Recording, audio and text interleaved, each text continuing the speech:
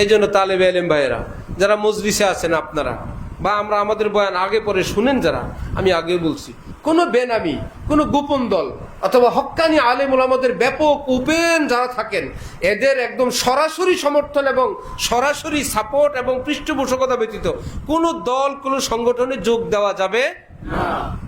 খুব কঠিন।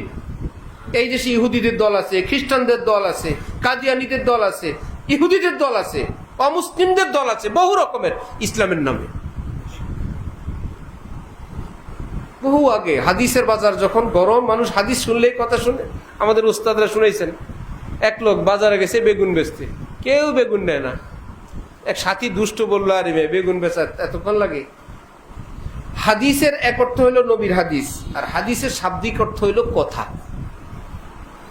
হাদিসের শব্দের অর্থ কি? কথা। সে বললো তুই একটা জালিয়াতি কর, তুই বলবে বাইরে একটা হাদিস শুনেন, তোর নিয়ত হবে কি বাইরে একটা কথা শুনেন। কিন্তু যারা শুনে তারা কি মনে করবে? হাদিস। ভাই ও এক হাদিস শুনো, সব লোক তো মুসলমান বাজারের মধ্যে, ভাই এই লোক হুজুর কি হাদিস, বেজুঙ্গা খানা বহুত বেহতার আমল হ্যাঁ, বেগুন খাওয়া বহুত উত্তম আমল। বাজারের মধ্যে যেহেতু হাদিস বলে হুজুর ছাড়ছে, মুহূর্তের মধ্যে বেগুনের বস্তা খালি হয়ে গেছে।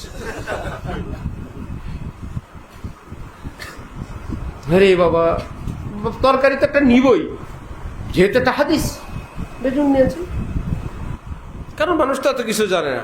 আমাদের দেশে সহজ মুসলমান একটা লোক এসে যদি সারা বছর নষ্টামি করে, নষ্টামিদের সর্দারি করে, একবার এসে যদি বলে, আমাদের দেশের মানুষ এতটা সহজ সরল, থাক আমাদের নেতা উনি, সে কে, তার কালচার কি, তার গোড়া কি, সে কি চায়, সে কোন দলের, কোনো কিছুই জানার প্রয়োজন নেই।